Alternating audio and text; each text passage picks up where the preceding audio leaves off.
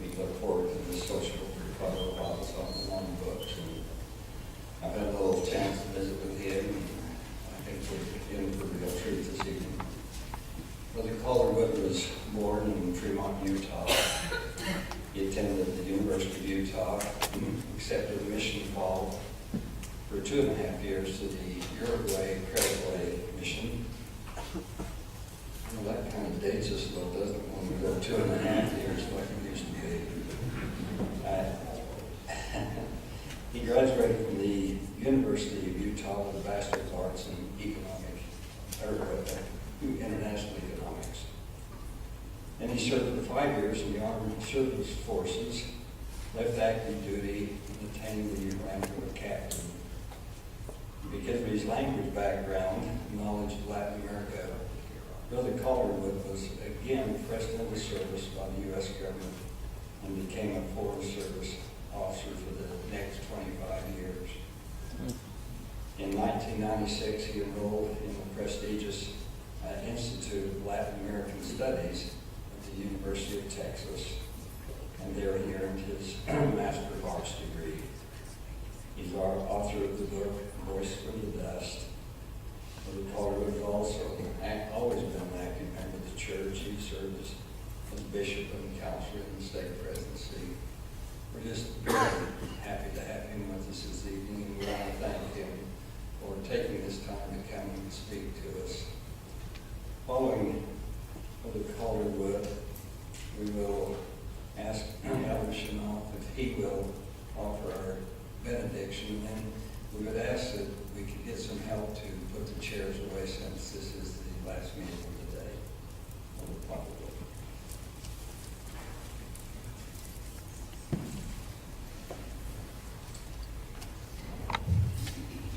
My goodness, what an awesome group is in front of me.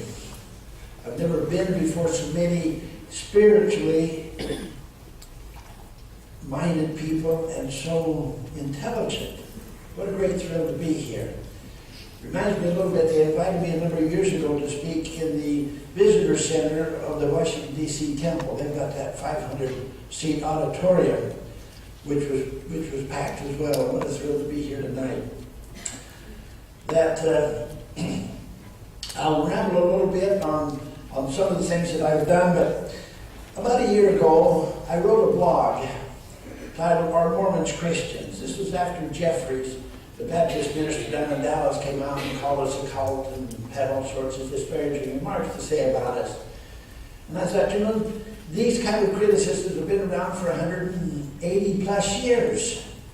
This is nothing new. But the bottom line is that everything boils down to Joseph Smith, the Book of Mormon. And it really boils down to the Book of Mormon. If the Book of Mormon is true, then Joseph Smith was a prophet. If the Book of Mormon is false, then obviously he was a false prophet, and the Church of Jesus Christ of Latter-day Saints is in error. So how do we know whether the Book of Mormon is true? Moroni tells us. He said, when you shall receive these things, I would exhort you that you ask God, the eternal Father, in the name of Christ, if these things are not true. And if ye ask with a sincere heart, with real intent, having faith in Christ, he will manifest the truth of it unto you by the power of the Holy Ghost. And by the power of the Holy Ghost, you may know the truth of all things. However, a friendly historian, Jan Shep, says that prayer is really not an accepted form of proving things. She says it's never lent itself to the same process of verification that historians use to verify ordinary accounts of what happened in the past. I'm going to read just a couple of things here, then I won't do that. The historicity of the Book of Mormon has been asserted through demonstrations that ancient concepts, practice, doctrines, etc. could exist. But she says it all demonstrates, it's just plausible, but it's not proof. What she is looking for is external evidence to demonstrate the proof of the Book of Mormon. Well, Dr. Hugh Nibley at BYU said that there is no point at all to the question, who wrote the Book of Mormon? it would have been as difficult for the most learned man alive in 1830 as it was for Joseph Smith. And whoever will account for the Book of Mormon by any other theory save the one in the Book of Mormon would have to completely rule out the first 40 pages of the Book of Mormon. As you know, in those first 40 pages, Nephi gives us the account of their migrations down along the Red Sea, then across, probably reaching the Indian Ocean somewhere in the vicinity of Oman, where they built a ship, of course, and sailed across the great waters. He says, only within the last 100 years have archaeologists and scientists known enough about that region to describe it as accurately as Joseph Smith did. Of course, Untitled was a great Middle Eastern scholar. But he said it would have been as easy for anyone, or to write a history of what could have happened at the very beginning of recorded history would have been as far beyond the scope of any living scholar in 1830 as the construction of the atom bomb would have been. That, well, where Dr. Nibley leaves off, I take off. Dr. Nibley was not a Latin American scholar, he was not an American scholar. He was a marvelous Middle Eastern scholar. And in 1970, as I mentioned, I served a church mission down in Uruguay and Paraguay in the late 50s. Fell in love with Latin America. Went down as often as possible. I took a commission in the Army, ended up with a Special Forces unit in Panama. Went to Ecuador for 6 months teaching counterinsurgency to Ecuadorian military officers. Later, I returned to Paraguay, where I had spent 11 months of my mission and taught counterinsurgency to Paraguayans. But in 1970, I moved to Lima, Peru. And when I got to Lima, I thought, my, what a wonderful opportunity to learn about the Inca Indians. And I went to a local bookstore and I found this book called The Incas. However, once I got into it, I discovered two things. The author, Pedro de Cieza de Leon, wrote his manuscript in 1553, at the time of the conquest. But it was never published in any language until 1880, 50 years after the Book of Mormon was published. And that in itself is a very important point, because Pedro traveled all over the Andes. He literally spoke to thousands of people.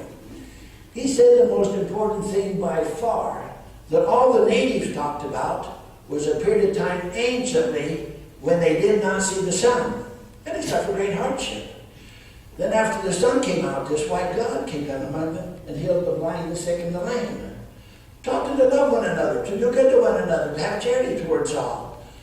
Performed great miracles. Where there are valleys, he made exceedingly high mountains. Where there are mountains, he made valleys.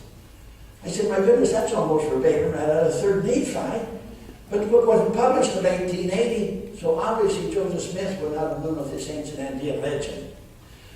Well, that greatly piqued my curiosity and started me on a quest to see whether other writers of this period, Catholic priests or soldiers writing in the 1500s, did they record similar accounts? And over the years, I collected more than 70 exceedingly rare books written between 1500 and 1650. All of them had hundreds of legends, folklore, native histories that directly tied into stories and accounts in the Book of Mormon. Some of them literally verbatim. But none of their manuscripts were published in the late 1800s, the early 1900s. There was just such an incredible amount of external evidence, not undermine that, external evidence, that testifies to the truthfulness of the Book of Mormon. I said, I'd like to write this up in a book. I felt like this information was far too valuable just to be hidden away in these old Spanish manuscripts, or this one really, but these old Spanish manuscripts, that none of us could get access to or read. I just felt that this information had to come out. And consequently, and I'm going to mention, yes, I worked for the Foreign Service, but actually I'm a retired CIA operations officer. I spent 25 years recruiting and handling foreign assets. But, and then I'll talk how that plays in a little bit, because some of these books came into my hands literally through divine intervention and because of my position. That when I retired from the CIA in 1996, we moved our family to Austin, Texas, and I enrolled at the University of Texas in Austin, where I got a master's degree in pre-Columbian studies, but I also got a minor in archaeology and art history. I discovered a mighty light surprise, and I'll talk about that later. Much of the findings of the archaeologists also directly tie into the Book of Mormon. Now, they don't want to admit it, but I can take their own discoveries and show a direct relationship to the Book of Mormon teachings and events. But let me drop back a little bit to Ciesa de Leon. In addition to this amazing account of the coming of the Savior, he talks about the conflict anciently between the four brothers, and how the younger brother could shoot an arrow much higher up in the sky than his older brothers, that they became jealous of him and tried to get rid of him. He talks about their belief in the immortality of the soul and in the resurrection, which dictated how they buried their dead. He talked about the conflict subsequently between dark-skinned natives and bearded white natives. Ciesa de Leon estimates that if Joseph Smith could have got a hold of this book alone in the library now in Palmyra, they probably could have accused him of writing a historical fiction novel based upon the information in this book alone. But of course, it was not published until 1880, so obviously Joseph Smith would not have known of this ancient Andean legend. That Ciesa de Leon was not the only one who talked about the period of time ancient when they did not see the sun. Another writer, Miguel Cabello Balboa, who was a grandnephew of Núñez de Balboa, who discovered the Pacific, he went to Peru specifically with the idea of finding out where the Native Americans came from. In his book, which was printed initially in 1586, I believe, 85, but not published until 1951. He says that the first Native Americans came from the Tower of Babel, that the Lord led them to the New World, and that taught them how to farm and how to build temples and how to work. He said that they lived and worked and separated and divided and moved in different areas. But he said about the time of Christ, the sun was darkened, so they had no sunlight. The rocks were broken up, there was great earthquakes and whatnot, and the graves of the ancient ones were opened. I thought that is unusual. Having lived 7 years in Peru and gone through a few earthquakes of my own, it is not unusual that cemeteries are torn apart in these earthquakes. But to say and have passed forward 1,500 years that the graves of the ancient ones were opened was really interesting. Now, he did not say that he was told that the people resurrected. I don't know whether they told him that and he found it too hard to believe, or whether they just didn't say anything. But if you go back and remember what the Savior, chastising Nephi, said, didn't Samuel the Lamanite prophesy that the graves would be open and the saints would appear to many? And Nephi said, yeah, that's true. And didn't it happen? Yes, it did. Write it in your record. So Nephi went back and re-put the word in. And here's a man saying that the graves of the ancient ones were open.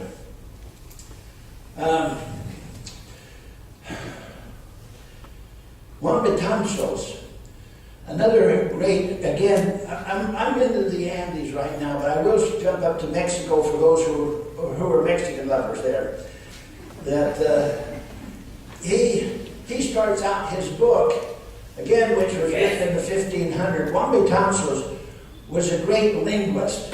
In fact, he served as an interpreter for Francisco Pizarro, and eventually married Pizarro's wife, the daughter of the last Inca, Atahualpa, who Pizarro had killed. Pizarro ended up marrying his daughter. When Pizarro was assassinated, Juan Betanzos married that same woman, so he spent many years among the Incas. He starts out his book saying, the time anciently when they did not see the sun and they had no firelight of any kind. Now, you bring those two concepts together, no sun, no firelight. King Joseph Smith would not have known of those kind of details. Then he went on to say that at that time, when the white god came down, he called him Tisi Viracocha, or sometimes it was known as Kontiki Viracocha. Thor Heyerdahl, in his famous book, Kontiki, comes from that phrase, Kontiki Viracocha. And he left from Tiwanaku, there in southern Peru, northern Bolivia, and made his famous voyage across, in which he wrote up the book Kontiki. But this not only happened in the Andes. Diego Duran wrote probably the best history we have of the Aztecs. Wrote his manuscript in 1570, but it disappeared for more than 300 years. He says that the Aztecs, every 52 years, which was their kind of their century cycle, they put it into the Venus cycle. Every 52 years, we heard a lot about the Mayan prophecies, etc. Well, that's all on the Venus cycle. Well, the Aztecs were also on the Venus cycle, which is a 52-year cycle. He said that every 52 years, in the month of April, the Mexicans put out all fires throughout Mexico. You could not light a fire under fear of death in remembrance of the time anciently when they did not see the sun and they had no firelight of any kind.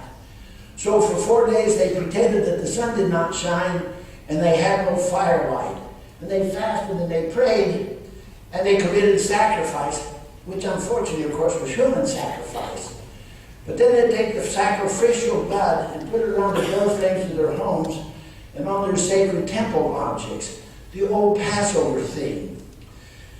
Diego Duran was convinced that there must have been an ancient apostle who came into the New World and suggested it was maybe St. Thomas or St. Bartholomew.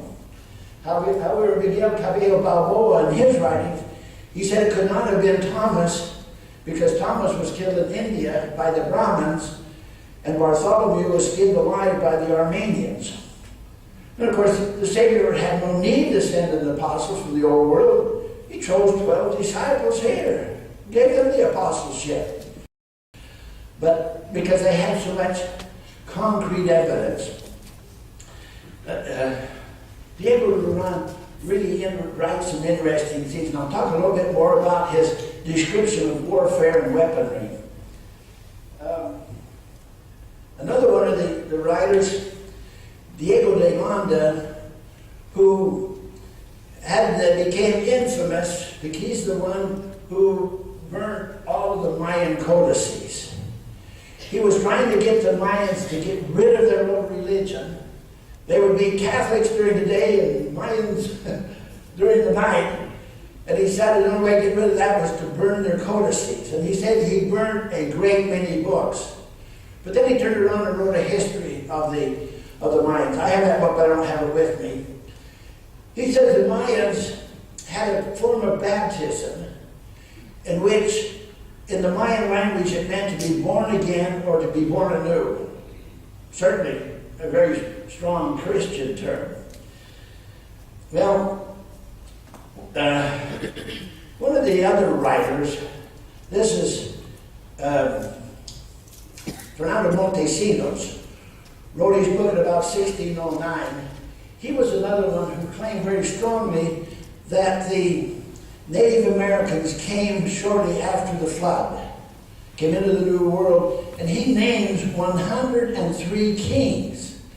And he said, such and such king the third, such and such king the sixth, otherwise it's a sixth king but had that same name.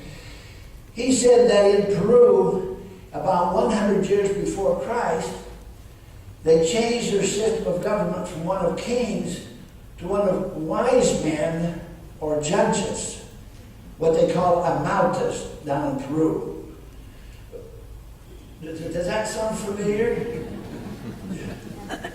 When did they change the system of kings and judges? What year? 92. He's only off 8 years. That's not too bad. That just had incredible. Again, Joseph Smith could not have known of any of this information.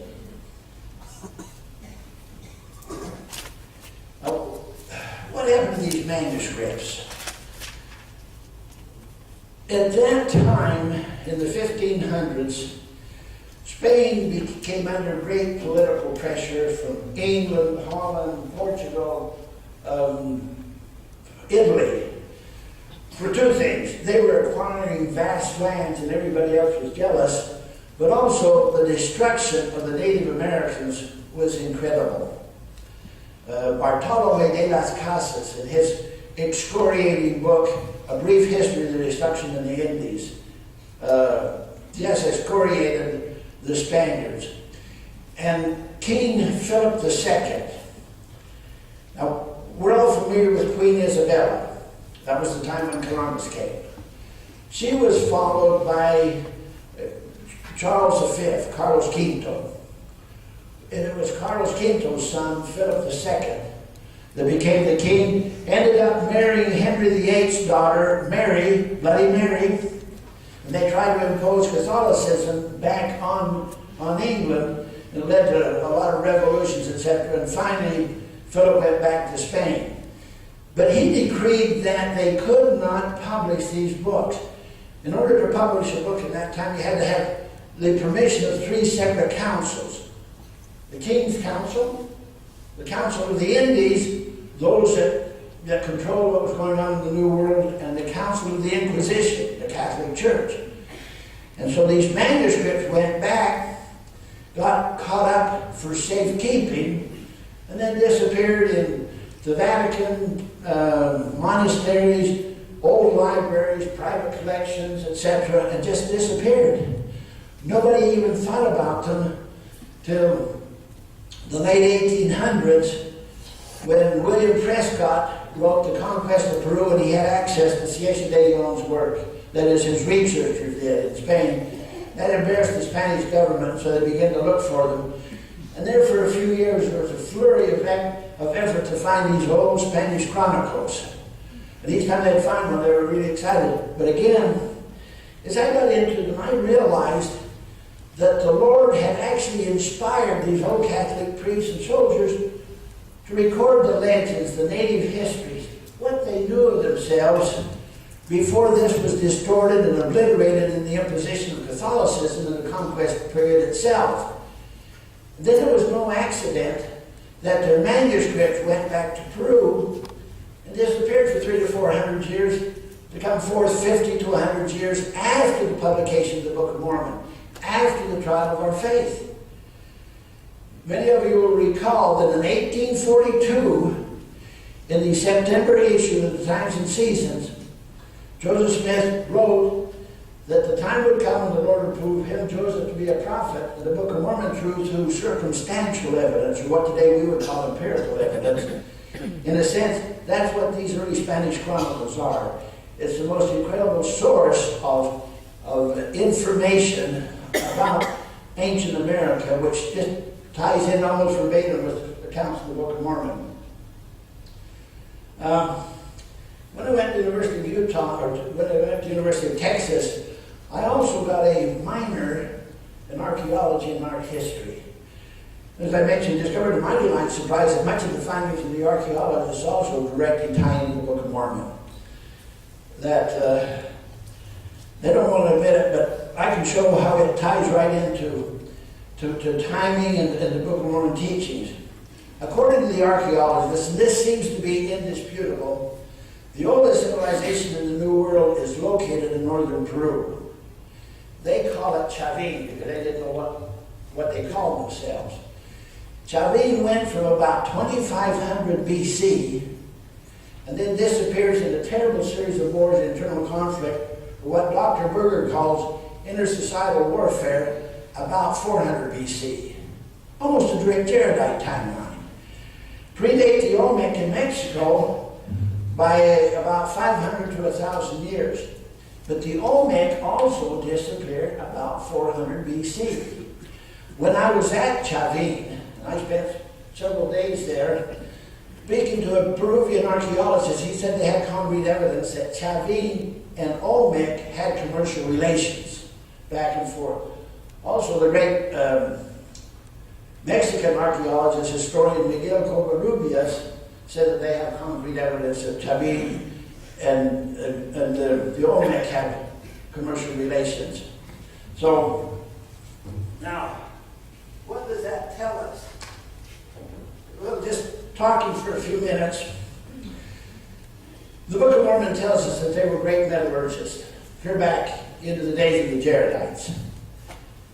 According to Dr. Berger, in Chavin, they have incredible metallurgy. They can take gold and copper, make a gold-copper alloy. They can make a silver-copper alloy, or they can make a gold-silver-copper alloy. And they would make breastplates of this alloy. Kind of reminded me of Ziph. Anybody know what Ziph is?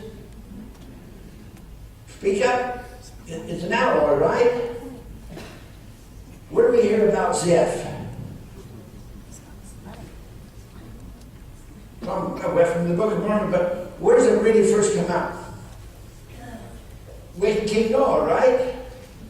Remember, Noah was taxing them 1/5 of their gold, 1/5 of their silver, 1/5 of their ziph, 1/5 of their copper, 1/5 of their lead, etc., and other things.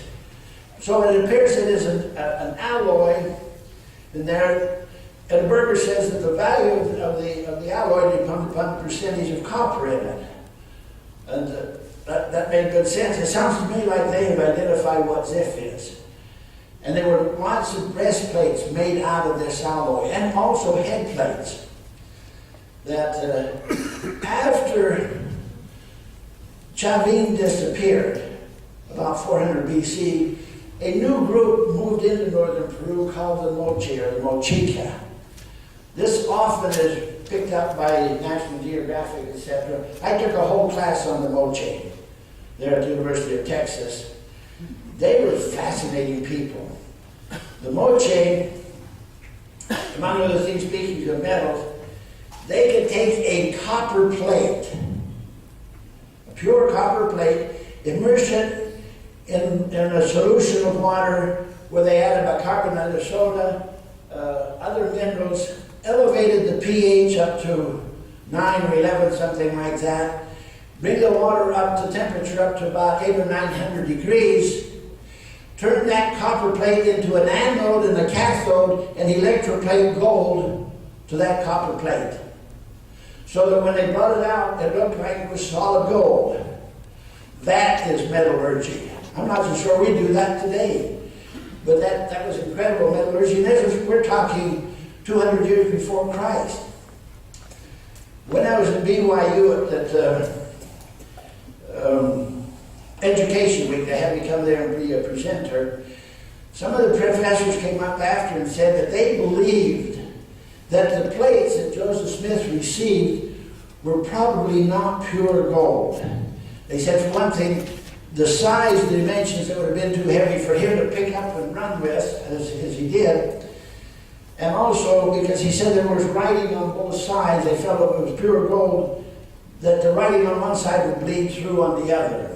They thought that there must have been some type of a copper plate between it.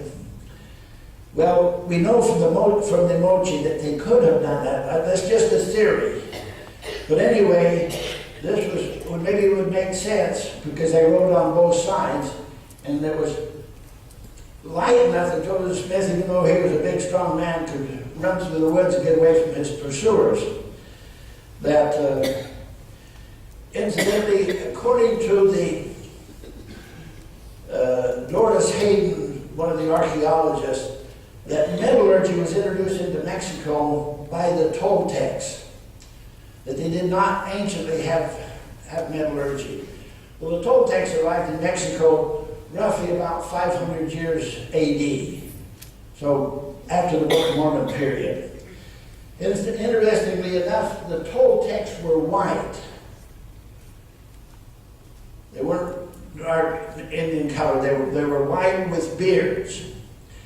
And I suspect, this is my theory, but I suspect that the Toltecs came out of Tiwanaku in Bolivia when Tiwanaku was falling apart. The Inca nobility that settled in Cusco in the 700s or 800s were bearded and white, but they mixed with the Native Americans there. Now, going back to Cusco for a minute, President Elder Spencer W. Kimball, at a state conference in Cusco, told the saints there that the Savior had appeared in Cusco. A few months later, he was in northern Ecuador at Otavalo and told the saints in Otavalo that the Savior had appeared there. These writers, these chroniclers, talk about the Savior appearing in a number of different areas. Of course, in Mexico, you have Quetzalcoatl, the Savior appearing in Mexico. So I suspect that the Savior appeared in a number of different areas. Now, what happened to Cusco? At one point, a few years after this, there was a great battle, and an invading army came in from Argentina and attacked Cusco. And the battle raged on for so long, etc. They were killing the dead, and the dead were just piling up. The general defending Cusco sent an epistle to the invading general saying, "Let's stop the fighting long enough to bury the dead." Does that sound familiar? How many times do we see this happening in the Book of Mormon? They did. Eventually they defeated the army, but the pestilence, the rotting flesh, the smell, the stench was so heavy in Cusco that it was abandoned for more than 400 years. Only months later did they begin to filter back in there. You find so much stuff that just really ties into the Book of Mormon. When the Incas came, and they came from the south, like I said, they probably came from Tiwanaku. When they settled, there was other natives, and they taught them Quechua. Does it sound familiar to Mosiah teaching the Mulekites their language so they could communicate back and forth? Well, he taught them all Quechua so they could communicate back and forth. Now, the Book of Mormon talks a lot about such things as silks and fine twined linen. That's interesting. We know that they didn't have the silkworm industry in the Americas. So when they talk about silk, is this an error on Joseph Smith's part? Or what are they talking about? Let's go back to my friend C.A.C. de Leon again. He said the Incas and the natives had such incredible textile skills that they could take cotton, and it's interesting, cotton is not mentioned any time in the Book of Mormon. The word cotton is never mentioned.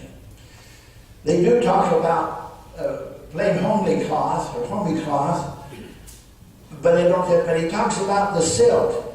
C.S. de Leon said that they could take the fleece of the vicuña, mix it with cotton, and make a cloth that was so silky. That's what they call it silk. Also, it talks about fine twined linen.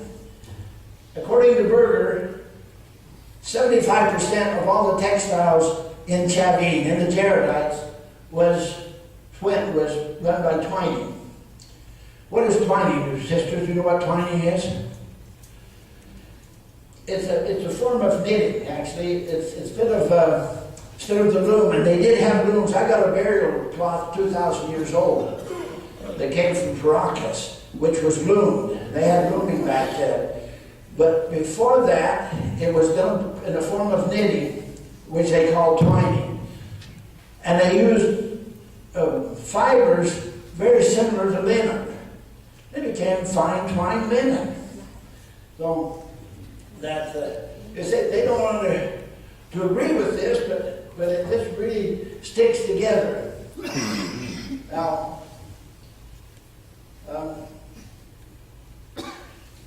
many of these books, as I mentioned, came into my hands through almost divine divine intervention.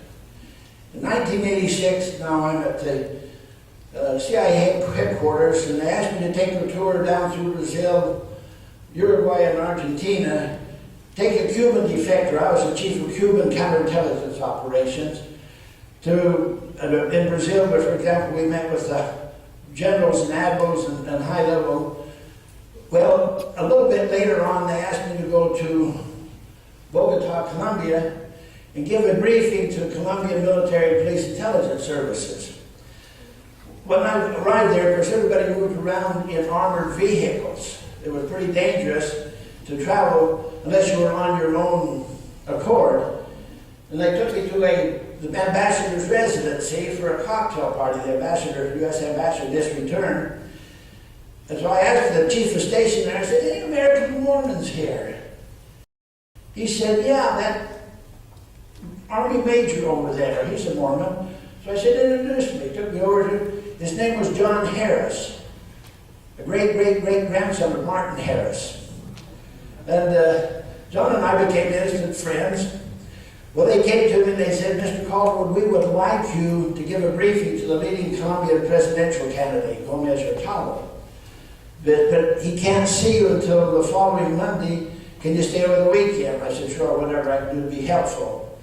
So I called John. I said, John, where's the church? I'd like to go to church and we'll be here over the weekend. So he picked me up and said, I'll take you, I want to go to church. We went to a Colombian war, Spanish speaking. The instructor, after the high priest group, said, why don't you come home? I'd love to visit with you. So we said, okay, and went to his house. And I got talking about my interest in these early chronicle manuscripts. And he said, come into another room, come back with this book. And he showed it to me. He said, this is really interesting. It was written by a Jewish rabbi in Amsterdam, who, in fact, I had seen his painting. You can't see it back there. It was done by Rembrandt. He was a good friend of Rembrandt. And I had seen this painting in the Rijksmuseum many, many years ago. But when we got done, the fellow said, I'm going to give this to you, Brother Calderwood. I think you'll need it. This tells the story of a discovery of white Israelites in the jungle of Colombia. This Jewish merchant by the name of Aaron Levy, but using the Spanish name Antonio Montesinos to hide his Jewish background, had been jailed at one point because they accused him of being a Jew. I can't imagine accusing Aaron Levy of being a Jew. Anyway, he said while he was in jail that he prayed. He said, bless me, Adonai, thank you, Adonai, that I am not an idolater, that I am not black, and I'm not an Indian. And he said when he said the term Indian, the thought came into his mind that they were Hebrews. He said, I might be losing my mind. But for every week, or every day for a week, he offered the same prayer, and every day he got the same response. The Indians are Hebrews. So when he got out of jail, he looked up an Indian chief of his and related this to him, and he says, I will take you where you get your answers. He said, get some food, leave your sword behind, because we're going to get a walking stick. They walked 10 days through the jungle. He doesn't say the direction, but I think it would be towards Venezuela. They came to a river, and the Indian chief Francisco, he'd already had a Spanish name, waved a white handkerchief. Pretty soon they saw smoke coming up in acknowledgement. Then three men and a woman crossed the river and came up. Francisco threw himself down, and they lifted him up and hugged him. They were white. And they came up to Aaron Levy, and using Francisco as an interpreter, said that their fathers, they started out citing Deuteronomy 6:4, which basically says, Hear, O Israel, there is but one God. Then they said, our fathers are Abraham, Isaac, Jacob, Israel, and they held up three fingers. Then they held up two fingers and said that Joseph lives in the middle of the sea in two parts. Now, how would they have known that Lehi, a descendant of Joseph, family split into the Nephites and the Lamanites? They went on to talk about in the last days when the lands are filled up that they will come out and help build a great temple. That, well, I found that very fascinating because I read through this book and I got into the latter part. Aaron Levy was a great Talmudic scholar. And he read the Babylonian Talmud, which was written about 300 AD. In the Babylonian Talmud, it talks about a great leader who will be lifted up in the last days, who would be known as the Messiah ben Joseph, or also the Messiah ben Ephraim, because he would be of the lineage of Ephraim. And he would be visited by the Messiah ben Judah, who is Jesus Christ. And that he would be instrumental in the gathering of the 12 tribes, that he would be killed in the war of Gog and Magog, and in the resurrection, he would be the vice king. He would not be the king. That would be obviously the Messiah ben Judah, or the Messiah ben David, as is also known.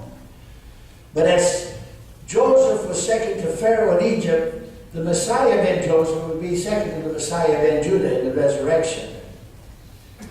It suddenly occurred to me, they are talking of Joseph Smith, who was visited on a number of occasions by the Messiah ben Judah, by Jesus Christ, received the keys for the gathering of Israel from Moses in the Kirtland Temple. If you consider the war of Gog and Magog as the war of good and evil in the last days, I pose that war began the moment Joseph Smith walked into the sacred grove. Up to that time, Satan had full reign upon the earth. There was no priesthood keys in function on the earth at that time. But once Joseph Smith went into the sacred grove, the restoration was on. And of course, then the war was on. Elder Jeffrey Holland, Elder Jeffrey Holland in a state conference down in Austin, talking about Joseph Smith going into the sacred grove, he said that all heaven and all hell knew what was going to transpire in that grove that day. Only the boy Joseph, with his question what church is true, had the finished idea. And if Satan could have killed Joseph, he would have done. Of course, the parents of the father and the son precluded this. Then subsequently, of course, Joseph received the priesthood from John the Baptist and Peter, James, and John. And John Taylor said that Joseph Smith has done more for the salvation of man than anyone save Jesus Christ has ever lived upon the earth. And I strongly believe that. Now, I'm going to jump back to another chronicler. This man, Felipe Ramon Pomadea Jala, is part of the Inca nobility. His grandfather was the most noted Inca historian of that day in the 1500s. And he kept what they call the quipus. The quipus were multicolored knotted strings that they could actually keep a very detailed history. And Pomadea Jala had access to his grandfather's historical record of the Incas. According to Pomadea Jala, the first natives came into the New World shortly after the flood. He talks about a great deal. And he said that when they kept God's commandments, they were greatly blessed. When they didn't keep his commandments, they were chastised. And he goes on to state that about the time of Christ, they weren't keeping his commandments and they didn't have charity towards others. I thought that was interesting, the terminology. They didn't have charity towards others. And so they were punished. Listen to the punishments and see if any of this sounds familiar. The mountains fell on some cities. Other cities were covered up by water. Some of the cities were swallowed up in the earth. The hills fell down. The rocks were broken up. Volcanoes rained fire on the cities and on the land. The sand flattened the city. The earthquakes killed many. There were tidal waves, pestilence, hailstorms. Many people and animals died. Almost verbatim, right down the 8th chapter, 3rd Nephi, of all the destruction that took place at that time. There was, again, Joseph Smith could not have known of any of this. Nobody did in 1830. They never accused Joseph of having access to these chronicles. They just didn't exist.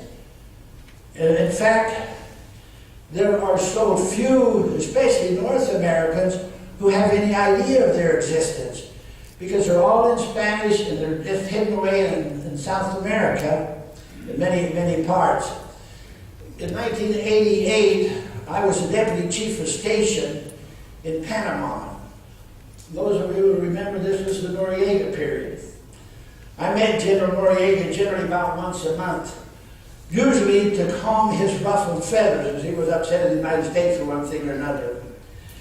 But while I was there, we got a cable in from our Lima station saying that one of their contacts had just been named the Peruvian ambassador to Panama. Did we want to see him? The chief of station come in and he said, Calderwood, he said, you lived 7 years in Lima, didn't you? And I said, I did. He said, I want you to meet him. Well, I woke up the next morning with a strong impression if I was going to meet him, I wanted to meet him in Lima, on his turf, where we didn't have to fight with the security forces, etc. So I said, yeah, I want to meet him, but let me go to Lima. And Lima station invited me down, went out and met the man. It turned out that we had a bunch of close mutual friends. I'd never met him, but my closest Peruvian friends were his closest Peruvian friends. So we had an instant rapport, an instant bonding. To the second meeting, where I was going to meet him by myself, in order not to take Peruvian security with me, I did what we call an SDR, a surveillance detection route. I wandered through bookstores and up streets and down streets, made turns and one thing or another, before going to the meeting. And I went into this bookstore and I found 3 books that I had been looking for a long time. One of them, Inca Garcilaso de la Vega's famous book, Royal Commentaries. The third volume was Cieza de Leon, and a book written by Pedro Pizarro, who was a cousin to Francisco and all the Pizarro brothers.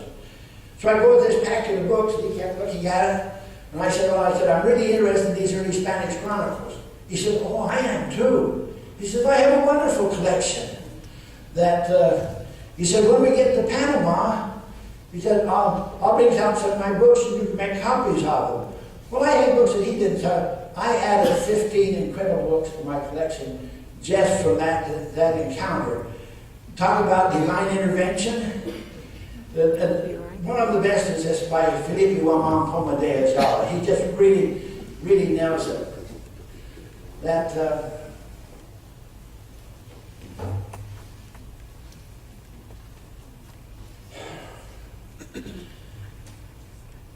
there were other, I talked a little bit about the textiles, I talked a little bit about the metallurgy. There's a number of other things that the archaeologists have discovered that directly tie into the Book of Mormon. For one thing, they said, well, they couldn't have landed navigationally because they would never go away from the shoreline to navigate, so they couldn't have crossed the ocean. Well, they've discovered that they crossed all the time. When Colon arrived in Panama, or in the Caribbean, he found out that the Caribbean Indians were traveling from the mainland of Venezuela all the way up hundreds of miles across open waters up and stealing people to take back. So they had great navigational skills. That I had a Maori missionary said his grandfather was a fisherman and he could tell you exactly where he was just by putting his hand in the water and sensing which way the water was moving and the temperature of it. He said they were great navigation. Also the textiles were incredible what they could do, both in North and South America. I talked a little bit about the white natives, that Cieza de Leon talked about the great tribe of Chachapoyas. The Chachapoyas, he said, were much whiter than the Spaniards, and the women very gracefully proportioned. That they were often used to be wives of the Incas. They ended up, though, during the battles between the last 2 Incas, Huáscar and Atahualpa, many of the Chachapoyas were killed, but extremely white. Well, on the very first voyage of Christopher Columbus to the New World on the island of what is now Santo Domingo in Haiti, up to that time he had been seeing dark-skinned natives, the Taino Indians. But when he got there, he sent a couple of his soldiers into the interior. When they came back, they said, "We can't believe it. The natives in the interior are all white, whiter than the Spaniards, and very beautifully proportioned." And Columbus wrote in his library that he couldn't believe that there'd be any more, wrote in his diary, he couldn't believe that there'd be any more beautiful than the Tainos. But when he went into the interior himself, he said that they were arto blanco, really, really white, and very beautiful. Well, on his third voyage to the Americas, he came around the island of Trinidad.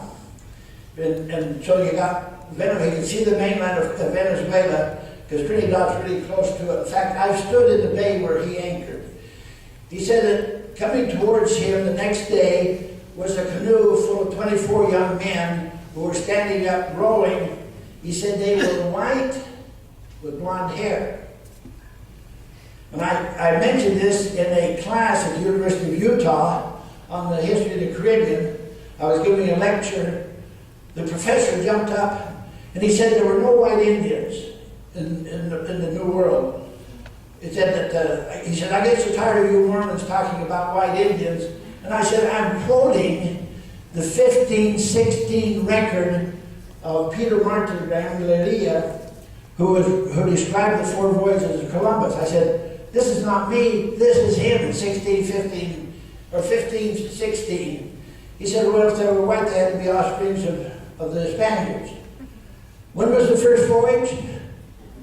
1492. This is in 1498. I don't think they were offsprings of the Spaniards. Rowing. We've already seen these white down in Brazil. Pedro Lopez de Sousa, who is the brother of Admiral Alfonsín Martín de Sousa. They made a 1530 voyage down along Brazil, stopped in Bahia do Salvador, which is up in kind of the northern part. Sousa, in his diary, said that the Indians there were white and were very beautiful. He said the women didn't have to be jealous of any of the women in Lisbon, Spain, Lisbon, Portugal. Then he went on down and he sailed up the Rio de la Plata, up the Paraná River, almost up to where Asunción would be. So he described all the natives all the way along. There were pockets of white Indians throughout. When I was in Suriname, at the embassy there briefly, they had what they call an Amerindian captain who took me all around Suriname.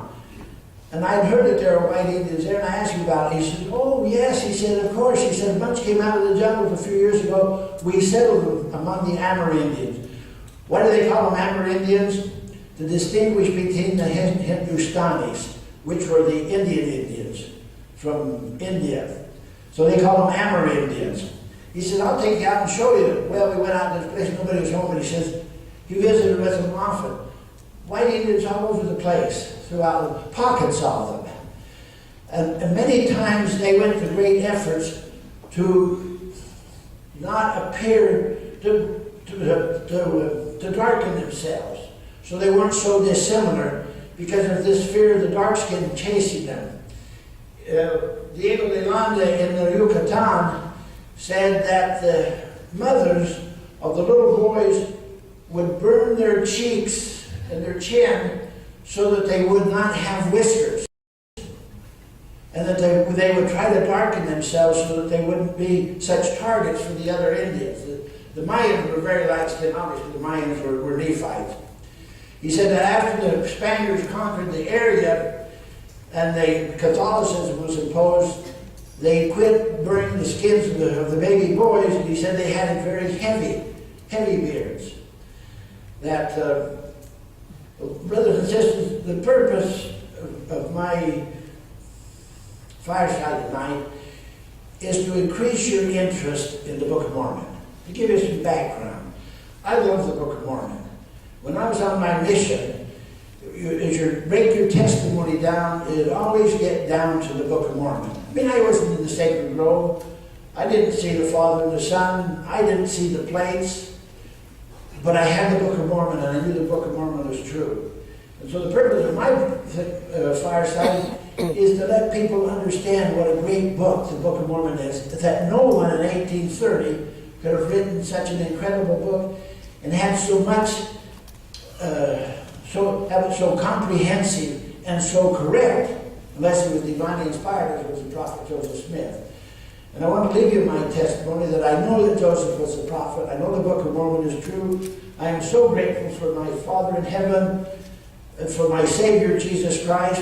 And I'm grateful for you. I'm grateful for your coming out here tonight. And I say that in the name of Jesus Christ. Amen. Amen. President, can we let some people ask some questions for him on?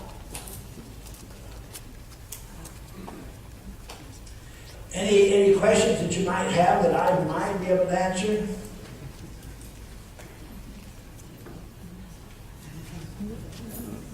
Yes, ma'am. Well, then there are white Indians still? Those pockets of white Indians? There are still pockets of white Indians. In fact, in 1526, Lucas Vasquez de Ayllón sailed up the Atlantic Ocean, come up as far north as the Chesapeake Bay. He stated at that time that the natives on the north side of the bay were dark. But he said the natives on the south side of the bay were much taller and they were white. And he went back to Spain and got permission to put a settlement at the Chesapeake Bay. And the Indians invited him ashore and got them to relax, had a big banquet, got them to just be really relaxed. Then they rose up and wiped them all out except 6. Lucas Vasquez did manage to get away with 5 others, but they left behind a 12-year-old boy. Now, what they had a 12-year-old boy with them, I don't know, but the Indians didn't kill him. Later on, when Sir Walter Raleigh was exploring that area before Jonestown, they met this young man, who was now a grown man, who had a chance to talk with him about it. He gave him a thing. Now, his information was, Lucas Vasquez de Ayllón went back to Spain and related this to Peter Martin de Andaria. But they were white Indians. When I was the bishop, I performed a marriage ceremony with a lady whose mother, she said, was a white Indian from California, just as white as could be. And she eventually went down to work with their tribes. There are white Indians all over. There's still pockets of them. Down in Paraguay, there are 2 groups. The Guayaquis, and they've been around for a long time. They've got heavy beards. They got large thoraxes. Apparently they came out of the Andes, they calculate. An Argentine group did an extensive study on them, which I referred to in my book, that the Guayaquis were white, heavy bearded, and the Yache. And I went out to see the Yache, and they're very white. They're still there. Other questions? Yes, sir. If Haygoth was a Nephite and he populated the South Pacific, why are they dark-skinned and called Lamanites? I think we got the answer over here. My husband is a Tongan, and there's records of when people came into Tonga that there were white and dark people. If you met Tomasi, he's very light in comparison to some of the Tongans that intermarried with the Fijians, which are a Melanesian race. But there were white and dark people in Tonga when discoverers, Kirtland guys came. Speaking of Haygoth, that's an interesting account because Haygoth went north. I'm assuming, this is only my assumption, that he's going from South America north and landing in Mexico, because they said they didn't have trees and they built cement houses and whatnot. They did a lot of cement work. And we find in the Yucatan cement work all over. They got a humongous road, all cement road there. And I thought that he was the first one to go north. But in 50 BC, when he's going north, the great city of Teotihuacan was the 3rd largest city in the world, and that's right just outside of Mexico City, exceeded only by Rome and Beijing. So I'm not sure why they mentioned apparently they were doing this repeatedly. I think it's because Corianton, the son of Alma, the wayward son, went north on one of those voyages. I think that's how his brother Helaman got the story in there. But other, please, yes. Do you have any information about the Aborigines in Australia? No, I have no information on the Aborigines, no. And I don't go in, I do mention the Southeast Asians, but I don't really get into it. The Great Lakes area, etc. In the United States, we did not have chroniclers like the Spaniards. We didn't have anybody, we generally pushed the Indians ahead of them. The only man that I have a record of was written in 1775, a man by the name of James Adair, spent 40 years among the Chickasaw, the Choctaw, and the Cherokee Indians in Tennessee and Alabama. In fact, he was very instrumental in getting the Chickasaw to seal off the Mississippi River during the French-Indian War and block the French from coming down the river. And he actually had children with the Cherokee. And he wrote a book. He became convinced that the Native Americans were not East Asians, that was the prevailing theory at the time, but were Hebrews. And he broke it down into 22 arguments. Very detailed. Well, I broke his 22 arguments down into 22 paragraphs, which I included in my account. But that's about the only writings we have of that early period of time in the United States area. Now, there are a lot of other stories, and people talk about the book, He Walked the Americas. I haven't, I don't cite it because it's a very modern dictator. Hampson, when she wrote the book, was writing it in the 1900s. And it's very good, but it doesn't apply into what I was doing. Any other questions?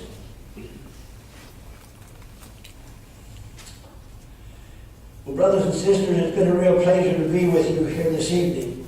I hope you're not as uncomfortable as I am getting with this either. But thank you so much, and I'll turn the time back to President Paul. I can remember old names, I can't remember new ones. We certainly want to thank our Brother Calderwood for this information this evening on the testimonies of the Book of Mormon. It's been wonderful having him here. We'll ask Governor Snoff if he will come and offer the benediction, and then we'd ask some if they would help.